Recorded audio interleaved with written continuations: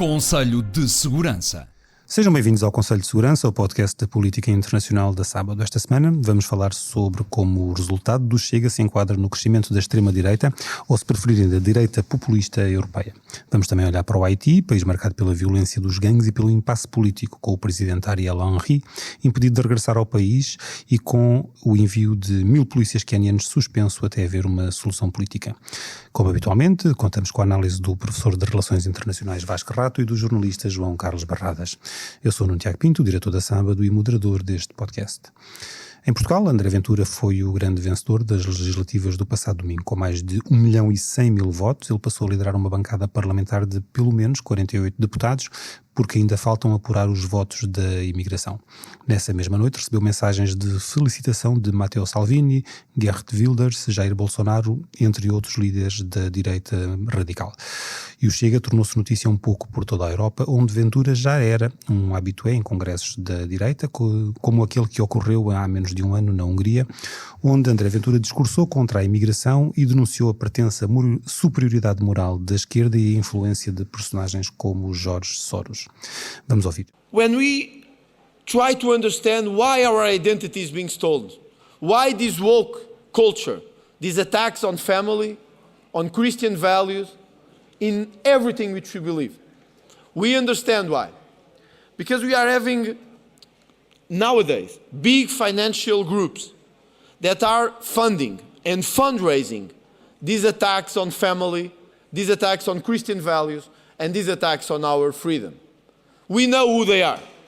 They are the George Soros groups, they are the international big finance and big tech, and they also want to take care of the media to destroy the values in which we believe. Este resultado muda aqui a forma como André Ventura é visto na família da direita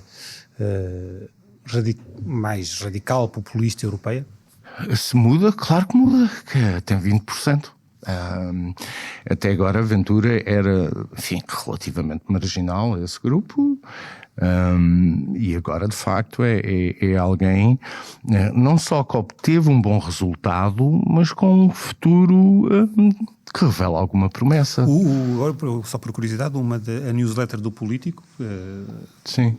de ontem, quarta-feira, dizia: chega quem? Chega o quê? O que é isto?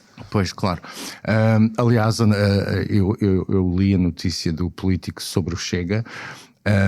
Aliás, li várias, a teu pedido, para podermos discutir isso, li vários jornais internacionais, incluindo essa do Político. E eu creio que o que apareceu na imprensa internacional não é exatamente aquilo que é o Chega. Quer dizer, houve uma tendência para enfatizar a xenofobia, o racismo, alegadamente, não é? Estas coisas todas, e não me parece que a imprensa internacional, de uma forma geral, generalizando, terá percebido exatamente porque é que o Chega cresceu. Desculpa, há uma exceção, mas aqui é espanhola. Sim, a espanhola. Mas já falamos disso à frente. Mas de uma forma geral, quer dizer, acho que a imprensa não entendeu, quer dizer, reproduz a linguagem que é muito ouvida cá em Portugal, de que se trata de um partido racista, xenófobo, não sei o quê, e mesmo que admitamos que isso tivesse sido verdade há uns anos atrás, não me parece que a base eleitoral do Chega seja isso hoje. Mas de qualquer forma é preciso recordar também que André Ventura já fez a sua opção europeia e daqui a 2, 3 meses estamos em eleições novamente. Eu creio que Chega terá um bom resultado, talvez até superior nas eleições europeias, não é? Mas o essencial aqui é que desde logo há menos um governo socialista, mas também eu creio que em muitos países há a ideia de que o efeito boomerang dos últimos anos também chegou à Europa do Sul, o que não deixa de ser interessante, mas dizia eu que a opção europeia de André Ventura é o Identidade e Democracia, portanto, o grupo, digamos, mais radical no Parlamento Europeu, que inclui, por exemplo, a Itália não inclui a Meloni, não é?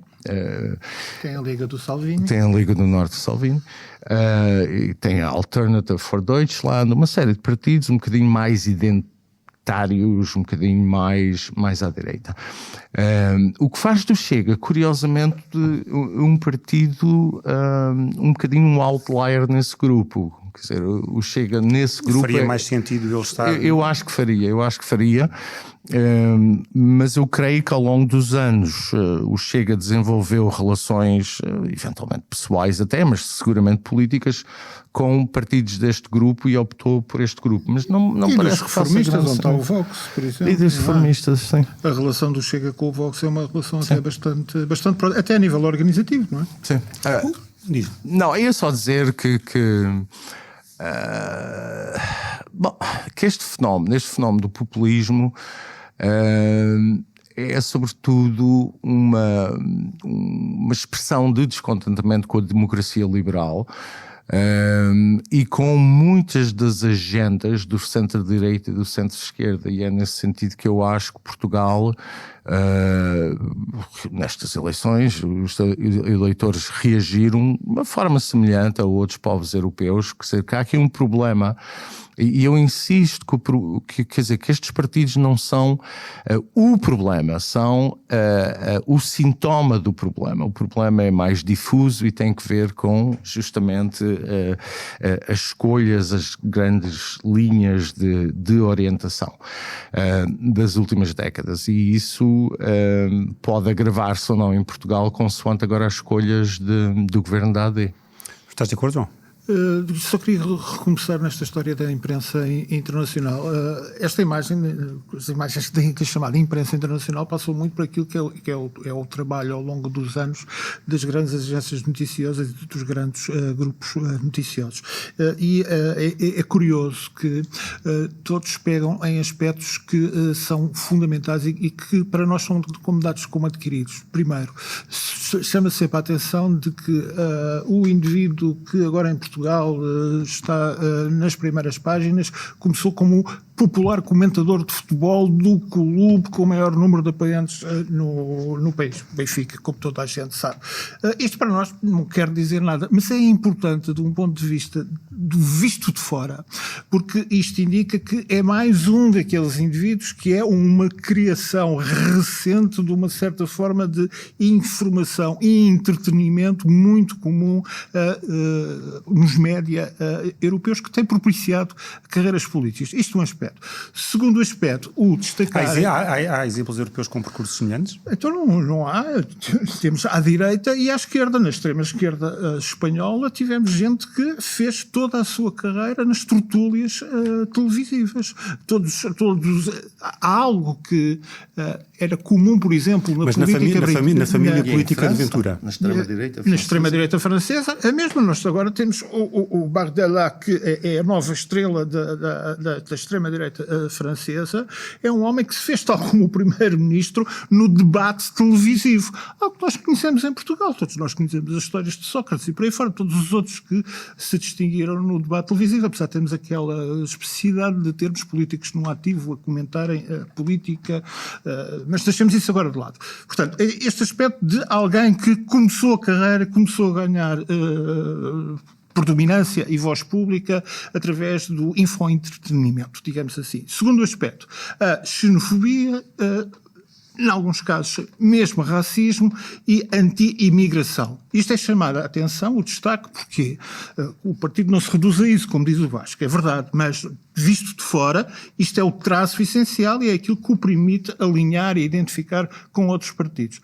Há duas exceções importantes no tipo de análise que foram feitas, e as análises da imprensa interessam porque elas condicionam e refletem também a maneira como os decisores políticos e económicos estão a ver o país.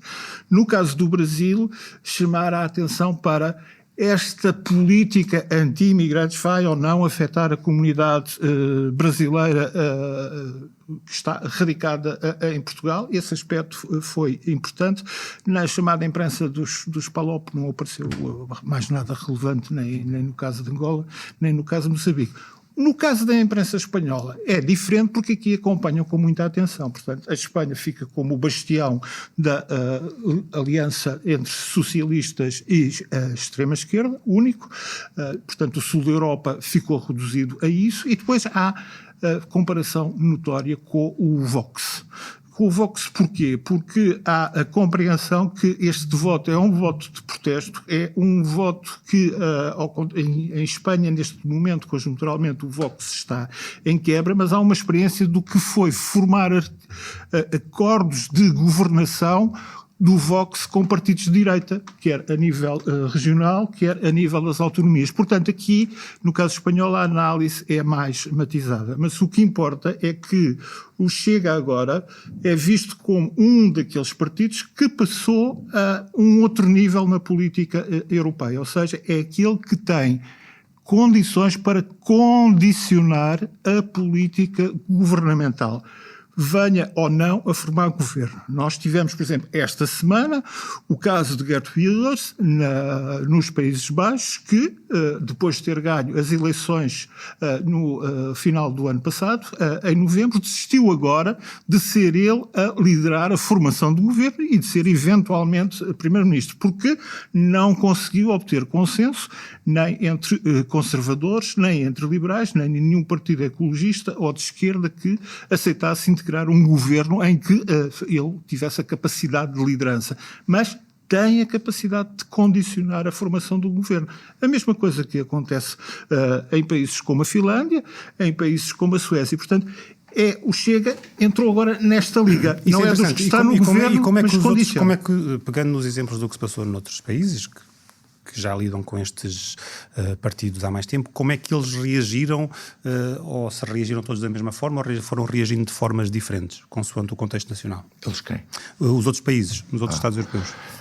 Antes disso, na imprensa brasileira, obviamente, teve algum destaque ali no Estado de São Paulo, no Estadão,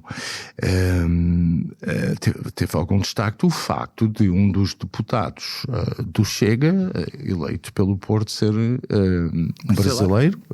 brasileiro, o Marcos, que se auto-intitula como o negão do Chega. O negão do Chega, exatamente, e portanto não deixa de ser curioso verificar que os únicos dois deputados de cor são o Marcos e o Mitá, ambos do Chega. Portanto, isto para dizer que esta ideia de racismo, xenofobia e imigração não é coincidente, ou seja, nós podemos questionar as políticas de imigração, como aliás a Ursula von der Leyen tem vindo a fazer e fez muito recentemente, e não se ser por isso xenófobo ou racista. Portanto, há aqui ainda algum caminho que eu acho que é de uma preguiça mental, não é? Em que qualquer partido que quer discutir a imigração é automaticamente xenófobo e racista.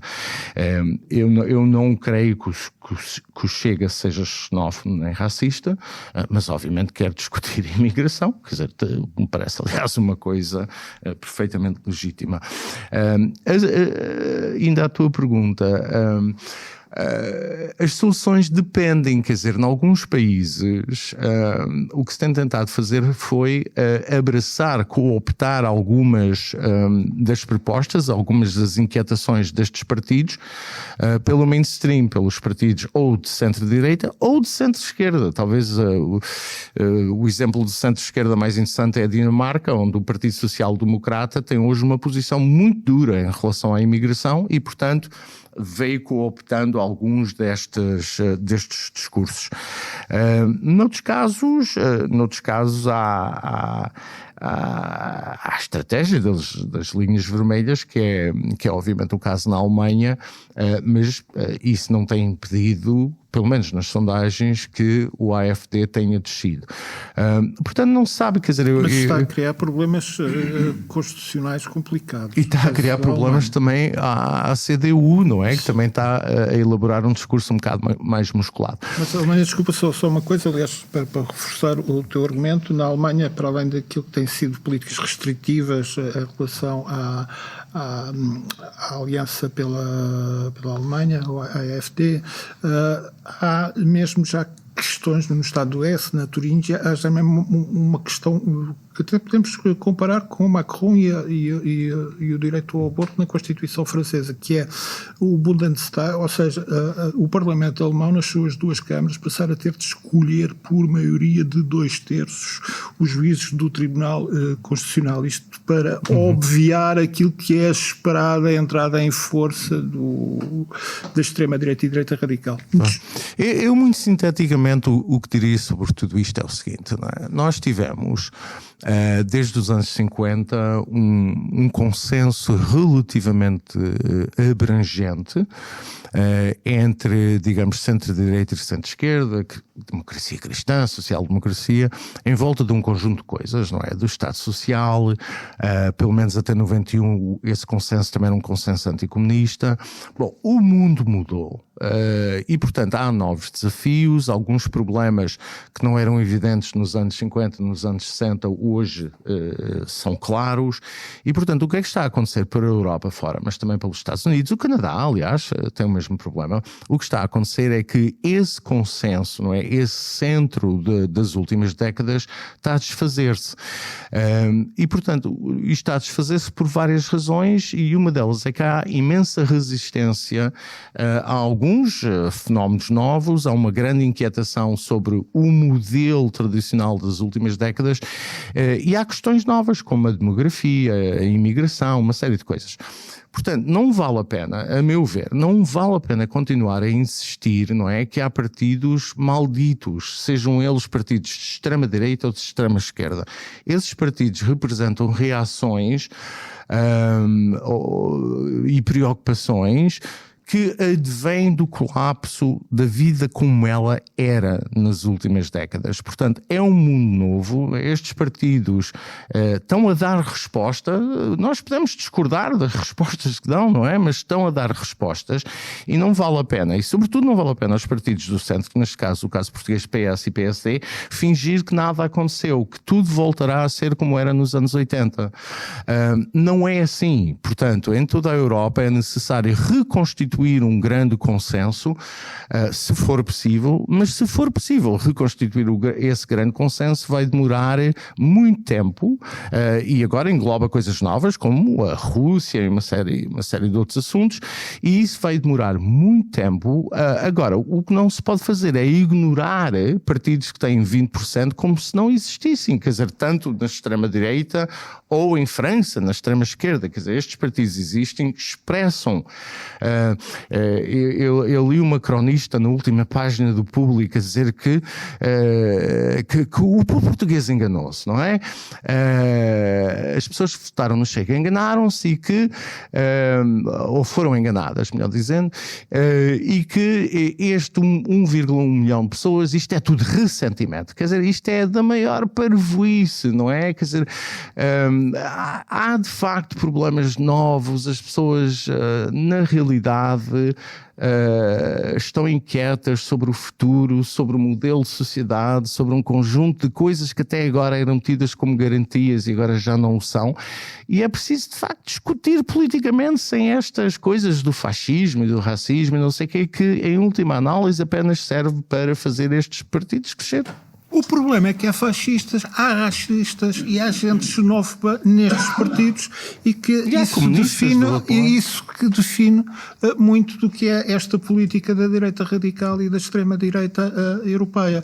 Uma coisa é partidos que vêm de setores de extrema-direita muito marcados politicamente, como foi o caso da Frente Nacional Francesa, e que vão evoluindo não só no sentido de abarcarem cada vez mais voto de protesto e voto de interesse corporativo e de classe em diversas regiões da França e, finalmente, a nível de todo o país, até se tornarem aquilo que é uma alternativa credível de governo, aos olhos já de uma maioria de franceses. Estamos a falar de uma evolução ao longo de 20, 30, 40 anos, que é diferente, por exemplo, daquela que se está a processar na Itália, onde, depois do colapso de todo o sistema político, houve várias formas de reintegrar e reimaginarem-se os partidos neofascistas, que foram uns mantendo ainda muito essa marca acentuada, outros numa veia populista e regionalista, até conseguirem chegar e formar um governo, como é a situação presente com Giorgia Meloni, até outros partidos que vêm de tradições nacionais completamente diferentes e que jogam sobretudo numa cultura de valores e num autoritarismo político que tem longa história nos seus países, como é o caso da Polónia ou o caso da Hungria. Pô-los todos no mesmo saco não faz muito sentido, mas alguns deles têm muito acentuada uma vertente de autoritarismo, de xenofobia, de política anti-imigração. Imigração porquê? Imigração porque há uma ameaça, aquilo que se considera ser uma ameaça aos valores que definem a identidade nacional, que nos casos é afirmada como uma identidade católica, é o caso dos húngaros, ou o caso do discurso que faz junto dos seus pares Ventura. Ventura faz com os seus parceiros europeus um discurso que não tem nada a ver com aquilo que ele faz em Portugal. O discurso que ele faz com o parceiro europeu é: nós estamos a lutar contra os indivíduos como o Soros, como a plutocracia, pela imigração, no sentido de temos de a controlar para defender os valores europeus, que são valores cristãos e que são ameaçados por uma avalanche de gente que vem do outro lado. É isto que ele diz no mundo europeu. Que é uma mensagem algo diferente daquilo que passa, eu não estou a dizer que é uma mensagem fascista, estou a dizer que é uma mensagem que ele disserça. Como todos os políticos, ajusta o discurso à plateia que à plateia para a qual está a falar. E esta vertente autoritária, esta vertente xenófoba e esta vertente anti-imigração, a migração é vista e temos de entender como algo que ameaça a nossa presente situação, ok? Uma coisa é debater as políticas de migração. Sempre houve políticas de migração e sempre houve políticas demográficas. A França, por exemplo, depois da sangria da Primeira Guerra Mundial, não fez senão com governos de esquerda, direita e radicais uma política de aumento da natalidade. Todos os regimes, quer democráticos, quer autoritários, tivemos a mesma coisa na Alemanha nazi, tivemos a mesma coisa na União Soviética, desenvolveram políticas de crescimento demográfico, que isso foi sempre considerado essencial para as nações. O que nós temos de novo agora é um reconhecimento em países desenvolvidos, e estamos a falar do Japão, da Coreia do Sul, da Alemanha e até de Portugal, que chegamos a uma situação de contração demográfica que é provavelmente irreversível e que a única maneira de manter as economias a funcionar é através do recurso tradicional à migração. E depois é como é que se integram esses imigrantes partilham determinado tipo de valores ou não, formam ou não gretos, há políticas multiculturalistas ou não. Isso é que é discutir a imigração, que deve ser feito, como o Vasco diz, com toda a razão. Mas eu quero, quer dizer, eu acho que grande parte daquilo que o João disse pode ser dito em relação à esquerda, quer dizer... Pode ser dito em relação à extrema-esquerda em absoluto e à esquerda comunista. Tanto o Partido Comunista Português como o Bloco de Esquerda têm discursos um bocadinho diferentes na Europa do que tem cá em Portugal, uma série de coisas. Portanto, eu tive o cuidado de dizer que estamos perante uma reação ao colapso deste consenso tradicional, não é? E, portanto, esse desafio vem da direita e vem da esquerda. Agora... Só que no caso português esta esquerda agora está diminuída. Esta faixa de extrema-esquerda e esta esquerda é o establishment. Quer dizer, vamos lá ver o que é que aconteceu em Portugal. Em Portugal provavelmente rompeu-se com um ciclo de 50 anos em que a política era basicamente discutida de acordo com os conceitos e de acordo com as prioridades que a esquerda impunha. A esquerda tinha uma grande presença nos sindicatos, na cultura, etc. e continua a ter, mas politicamente isso está a desfazer-se. Eu acho que estas eleições muito, muito mais importantes em termos de mudança de ciclo, e não é só um ciclo de 8 anos, não é? É um ciclo, se calhar, muito mais longo do que isso. E não deixa de ser irónico, 50 anos depois do 25 de Abril, não é? Que se esteja a fazer isto. Agora, convém ter alguma, quer dizer, ter alguma calma. Estes frantismos e esta coisa toda agora no Parlamento, há 3 blocos. Não há 3 blocos no Parlamento, quer dizer, há partidos no Parlamento, não é? Esta tentativa de dizer que há um bloco progressista, uma direita aceitável e depois uma direita diabolizada, quer dizer, isto não ajuda em nada em esclarecer o debate político, não é? É ótimo para o Rui Tavares, que finalmente consegue, não é, aparecer nas televisões todos os dias, mas em última análise, quer dizer, vamos lá ver, é preciso ter alguma calma, não é? Se o Chega teve 1,1 milhão de votos, é porque há muita gente em Portugal que está preocupado sobre um conjunto de coisas. E, de facto, e aqui tenho de reconhecer que Pedro Nuno Santos, na noite das eleições, disse-o de uma forma aberta, quer dizer, não podemos continuar a insistir que o Chega é uma camada de racistas e xenófobos. E, portanto, é necessário tratar este partido como se tratam outros partidos. E não deixa de ser curioso verificar que o PCP implode, a base operária do PCP, em larga medida, se transfere para o Chega. Portanto, o Chega está a ir buscar votos aonde? Nas camadas da sociedade portuguesa que se sentem mais prejudicadas, mais débeis e que historicamente tinham outro veículo de queixa, não é? Para expressar as suas queixas, e hoje encontram esse veículo no Chega. Muito parecido ao que aconteceu em França. Claro. Em alguns casos é praticamente igual, sim. E na Alemanha, porque estas políticas de anti-imigração, entre aspas, também fazem parte da extrema-esquerda alemã, do património da extrema-esquerda alemã. Mas aqui há um bloqueio a nível europeu. Deixa-me só dizer uma coisa sobre isto. Quer dizer, eu não acho escândalo nenhum que o Chega diga que quer imigrantes que venham para Portugal, oriundos de países com uma proximidade cultural a Portugal. Isso não me choca. E acho que as pessoas, de uma forma geral, até estão confortáveis com isso. E não vejo que isto seja qualquer expressão de racismo ou xenofobia, de dizer que o Chega não é anti-imigração. O Chega diz que precisamos de imigrantes. Eu acho que nós todos estamos de acordo sobre isso. Mas depois levanta-se a questão de onde é que se vai buscar os imigrantes. Na Europa o discurso já não é esse.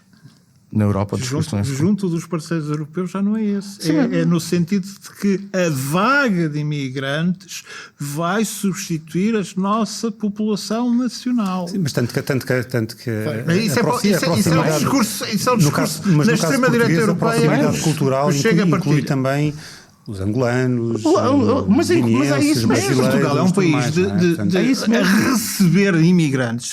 É uma realidade histórica recente. Começa nos anos 60 com a imigração cabo-verdiana para a zona daquilo que é atualmente a Grande Lisboa. E depois temos o período do desfazer do Império Colonial e que tem uma imigração que vem desses países. E depois temos a imigração brasileira. A questão não é essa em relação ao Chega. A questão é que isto faz parte de um conjunto europeu. Por isso, quando eu frisei que o Chega entrou noutra liga junto da direita radical, da extrema-direita... Sim, mas no discurso europeu o Chega fala em imigração e é interpretado como sendo as mesmas questões que estão presentes noutros países europeus. Porque o próprio Ventura quer isso e quer se identificar com isso. E em Portugal tem um discurso diferente. Mas atenção, não é só a Ventura que faz isso. Os discursos distintos são comuns a todos e quando as coisas correm mal, é o discurso típico do político até português que diz que quando as coisas correm mal, há um bloqueio, a culpa é de Bruxelas, como se Portugal não tivesse a sua cota-parte no processo de decisão europeu. Quando as coisas correm bem, foi algo que nós conseguimos sacar a Bruxelas ou impor a Bruxelas. Portanto, este é um discurso comum. Mas o que importa é que estes grupos de direita radical radical. Não têm políticas, digamos que, basta ver a divisão que existe total em relação à guerra na Ucrânia, entre, por exemplo, aquilo que é a posição da Hungria e aquilo que é a posição da Itália. A Itália a favor da Ucrânia, seguindo uma política atlantista, que é clássica da política italiana, mesmo até quase do período fascista, e temos a Hungria com uma linha completamente diferente. E o Salvini e o Ventura têm posições exatamente, opostas. São posições opostas. Agora, o essencial é isto. O Chega é visto a nível europeu como partido com capacidade de condicionar a governação e vai fazer parte dos dois grupos de extrema-direita e direita radical no Parlamento Europeu que, se algumas sondagens se provarem corretas, são capazes de vir a ter uma votação superior, uma representação no Parlamento Europeu superior aos 20%, que vão bloquear e condicionar muito daquilo que são as chamadas políticas de consenso, que eram até agora seguidas por conservadores, sociais-democratas e socialistas. Quer dizer, até agora, essas políticas eram impostas. É esta a importância internacional da vitória do Chega, digamos assim. E eu vejo uma coisa positiva no meio disto tudo, que é, finalmente, algumas destas políticas, por exemplo, as políticas sobre o ambiente, etc., quer dizer, que têm sido impostas e depois têm, sem qualquer discussão, no fundo, e depois têm provocado, não é, as manifestações dos agricultores, etc., finalmente isto vai ser discutido. Quer dizer, eu acho bem que haja uma maior fiscalização, não é? Da Comissão Europeia, do Parlamento Europeu, que durante décadas faziam passar legislação que as pessoas nem sequer sabiam que existia. Portanto, se é necessário haver partidos desta natureza para fiscalizar, no fundo, quer dizer, a democracia é isso, não é? É fiscalizar. E eu não vejo problema nenhum com isso. Vamos certamente em função a vertente de subversão da própria democracia em que muitos destes partidos estão empenhados. Vamos, de certeza, voltar a falar neste assunto, tanto mais que as eleições europeias são já aí à porta. Vamos passar para o próximo tema, em que no Haiti, o primeiro-ministro em funções, Ariel Henry, anunciou esta semana que deixaria o cargo assim que um conselho de transição presidencial fosse formado, acedendo aos apelos internos e internacionais para uma transição política. O país voltou a cair no caos, com os gangues a controlarem mais de 80% de Port-au-Prince, a capital do país, e num processo em que destruíram os quadros de polícia, libertaram mais de 5.000 prisioneiros e impediram o próprio Ariel Henry de regressar ao país depois de uma viagem ao estrangeiro e obrigando-o a permanecer em Porto Rico. O mais poderoso dos líderes desses gangues, Jimmy Cherizier, um ex-polícia também conhecido como Barbecue, avisou mesmo que as forças internacionais avisou mesmo, aliás, que iria enfrentar eventuais forças internacionais que entrassem no país. Bom, de uma forma simples, o que é que levou o Haiti a este extremo? É um país disfuncional há dois séculos. Um shit-hole, como dizia Trump. Um shit-hole. Um shit-hole country. Desde a criação, no fundo. Desde a criação, no fundo. Quer dizer, eu fui ver alguns dados. Quer dizer, eu não sou especialista em Haiti. Tenho seguido o que acontece, sobretudo desde os anos 90. E normalmente ouvimos falar no Haiti quando há catástrofe, quando há um terremoto. Nunca só falar do Haiti. Mas eu tento seguir mais ou menos o que é que se passa no Haiti desde os anos 90, porque eu vivi nos Estados Unidos nessa altura e houve uma discussão muito grande em volta da intervenção militar durante a administração Clinton no Haiti.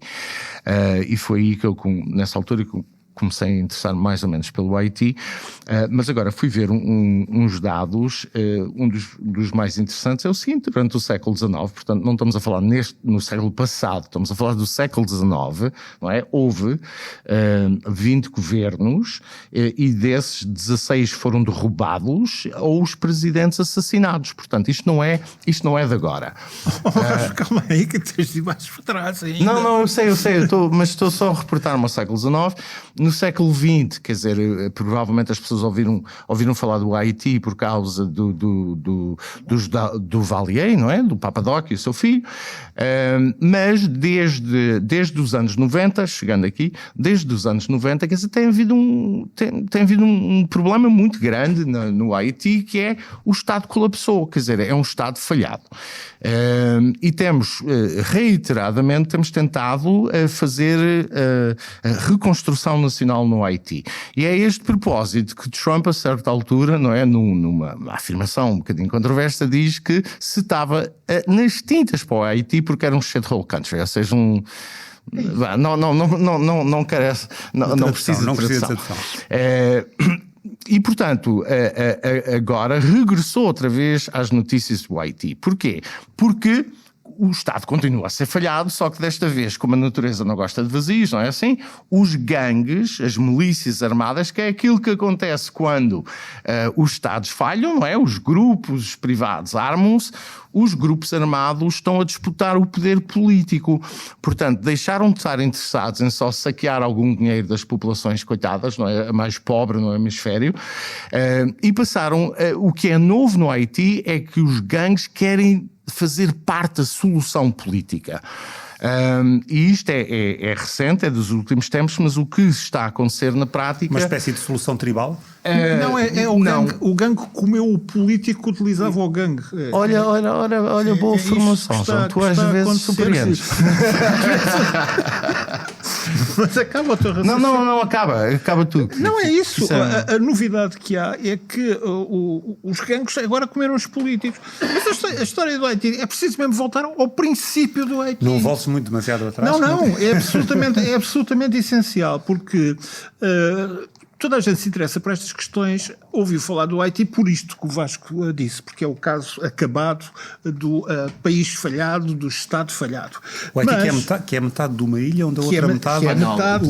Os outros portugueses vão muito de férias. Exatamente, a São Domingos. E aí está e uma parte tem ainda floresta e o Haiti está completamente sem floresta. Portanto, a comparação entre as duas metades da ilha é muito esclarecedora. Mas tudo isto começa por uma razão muito simples, é que o Haiti é o país da primeira revolução republicana anti-esclavagista em 1791. O impacto dessa revolução no Haiti, do Haiti, nós nos passa despercebido, foi algo de impacto mundial, que mexeu com os interesses da França, que era a potência colonial dominante, com os interesses da Grã-Bretanha, com os interesses da recém-fundada República Americana, e tudo isto sempre convergiu sobre o Haiti. E o Haiti é preciso não esquecer que é um exemplo acabado do que é também o peso da dívida externa, porque vem em tudo o que é manualzinho mais elementar de história, que a libertação dos escravos no Haiti saudou-se por um pagamento de tal indenização depois de tentativas falhadas de invasão francesa, de intervenções inglesas, de intervenções norte-americanas, que levou o país a firmar um acordo com a França de uma dívida totalmente impagável. E foi assim do século XIX para frente. Explica melhor isso, porque essa formulação talvez não seja clara. Quer dizer, os escravos, o governo do Haiti teve de pagar. O governo do Haiti, depois de abolir a escravatura, acabou de ter de pagar uma indenização aos escravocratas franceses, que deixou o país endividado para milénios, para sempre. Portanto, a história do Haiti é uma espécie do protótipo do que aconteceu aos outros, do que viria a acontecer depois. E pela história não vale a pena andarmos muito por lá, porque depois é só... é um rolo de desgraças. Uma das piores coisas que pode acontecer no mundo é nascer mulher no Afeganistão, nascer homem e mulher no Haiti. Há de facto coisas que é o destino e que, pronto, a pessoa está tramada. Mas aqui nós temos de ver que o Haiti ainda por cima vive, desde o início também, algo que nos escapa a nós cá de fora, de uma violência racial, de combate de rua entre aquilo que é a maioria negra e os mulatos. Aquilo que no Haiti se chama a política da negritude, no ariste, como eles dizem, que foi, por exemplo, um dos estandartes daquela ditadura absolutamente alucinada do Papa Doc e do seu filho, do Baby Doc, que os ocidentais conhecem pelas adaptações cinematográficas e pelo romance extraordinário do Graham Greene, os comediantes.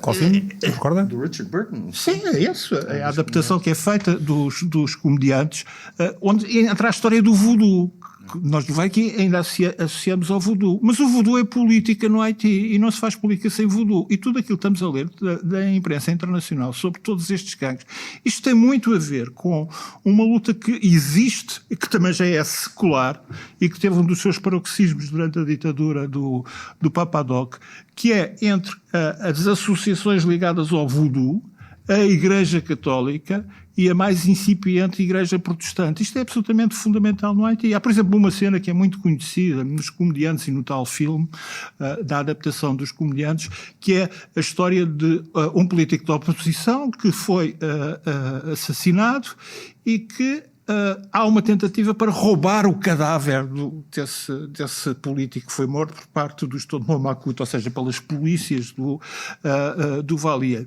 Mas querem roubar o cadáver para quê? Porque precisam dos intestinos dele, porque precisam dos rins dele, para efetuar um ritual mágico do voodoo, para poder esmagar de uma vez por todas todos os políticos da oposição. Mas, atenção, mais inteligentes ainda foram os políticos da oposição, que esse cadáver que estava... Ele tinha falecido, refugiado na Embaixada da Venezuela, tiveram o cuidado, ainda na Embaixada, de ter um médico que lhe retirou todas as vísceras para evitar que elas pudessem ser utilizadas e que pudesse ser feito um ritual de voodoo. Isto continua, porque não é que as coisas continuam todas. Quando o Papa Doc morreu, o filho teve o cuidado de não sepultar o pai no jazigo da família, mas esconder o cadáver para que ninguém o pudesse roubar e fazer um feitiço a partir daí. Isto é o Haiti. Aquilo que nós estamos a ver agora com estes gangues nas ruas é, depois do colapso do Estado e das sucessivas intervenções estrangeiras, o Haiti, nos últimos anos, foi essencialmente governado por intervenção internacional, com um falhanço absolutamente total. Portanto, E dado esse histórico de... não é histórico, é presente. Não, mas todo esse histórico que vem até ao presente, continua a haver ali uma preocupação. Ou seja, Anthony Blinken continua a preocupar-se com a situação no Haiti. Sim, por uma razão muito simples, querem evitar os barcos. Quer dizer, o que acontece nos anos 90 e a razão porque a administração Clinton tem uma preocupação tão grande e na prática, como diz o João, transforma o Haiti num protetorado internacional, é por causa dos barcos de refugiados que chegavam à Flórida. Aliás, hoje na Flórida, em Miami, os haitianos são uma das comunidades muito importantes, e não é só nos Estados Unidos, no Canadá também. Por exemplo, se for em Montreal, a comunidade haitiana é muito importante, até hoje em dia, do ponto de vista político.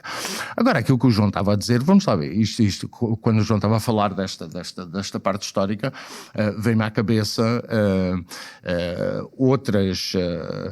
outros fenómenos muito semelhantes a este, nos anos 90, nos anos 2000, na Libéria, na Serra Leoa, não é? Em que o problema era essencialmente o mesmo.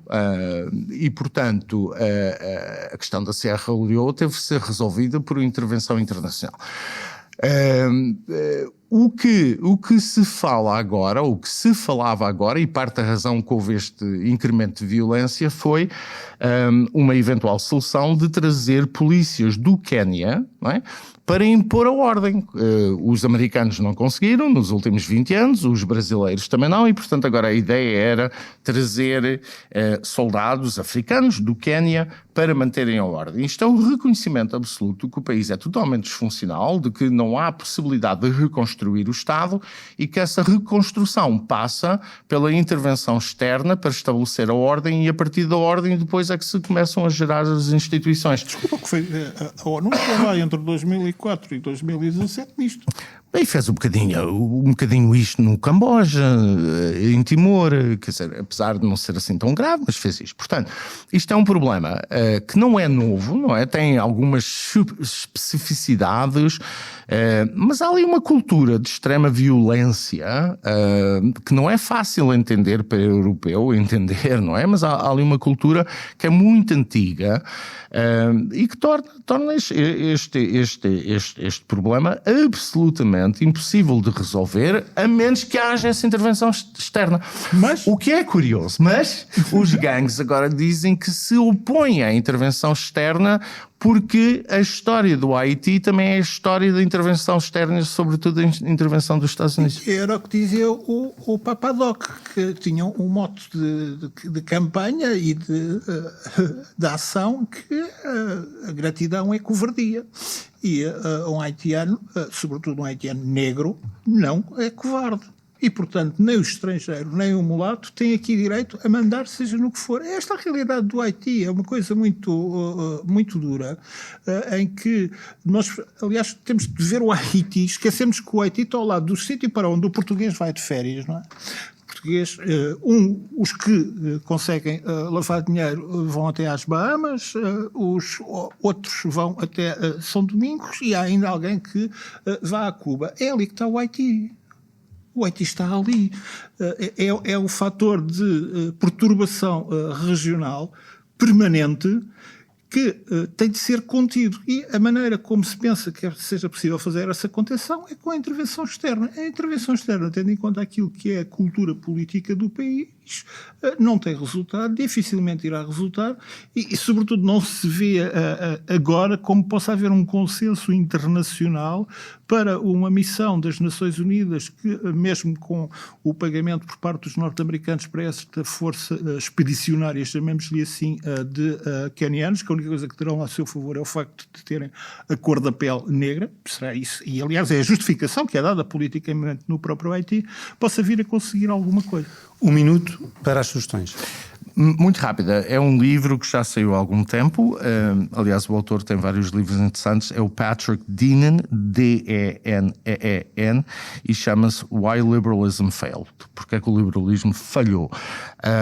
O Deneen é uma pessoa muito importante nesta discussão em volta do pós-liberalismo. É, obviamente, o autor muito conservador, muito à direita. E, portanto, mesmo que as pessoas não concordem com aquilo que está a ser dito no livro, o livro é muito interessante porque, a meu ver, ajuda a explicar estes fenómenos que tivemos aqui a falar na primeira parte do programa. As Caraíbas, vemos-nos em agosto, uma novela inacabada, em certo sentido, inédita, de Gabriel Garcia Marques, que foi editada este mês. Garcia Marques morreu em 2014. Os 2 filhos da filha, não se sabe, decidiram publicar este livro que ele tinha considerado não ter condições para ser publicado. E, de facto, é uma novela que é como uma espécie daquilo que seria um grande romance, mas não passa de uma novela onde há uma característica até realça, que há 2 ou 3 diálogos, e Garcia Marques nunca foi particularmente excelente na arte do diálogo, que estão muito bem conseguidos. É uma história de uma mulher que tem umas aventuras amorosas numa peregrinação anual que faz à ilha nas Caraíbas, e é daquelas coisas em que fez sentido ou não editar isto. O autor não queria, é um bocadinho como Max Brod e Kafka, mas Max Brod tinha ali mesmo obras-primas na mão e publicou as coisas que Kafka queria queimar. Neste caso de Garcia Marques é porque a obra não tinha, de facto, não estava à altura, é quase como que um esboço, só que já não lhe era possível escrever mais, que tem interesse para quem gosta muito de Garcia Marques, é importante para os estudiosos. Lê-se numa hora e meia. Lê-se numa hora, fica-se uma frase, umas coisas assim, com uma grande pena que ele nos últimos anos já não conseguisse escrever. Muito obrigado aos dois. O Conselho de Segurança fica por aqui. Nas bancas está já a mais recente edição da Sábado, que depois das eleições tem na capa André Ventura e explica o que o líder do Chega vai fazer com mais de 1.100.000 votos. Como habitualmente, pode ouvir-nos em todas as plataformas de podcast, no canal do YouTube da Sábado e no site da Sábado. Obrigado por estar desse lado. Até para a semana.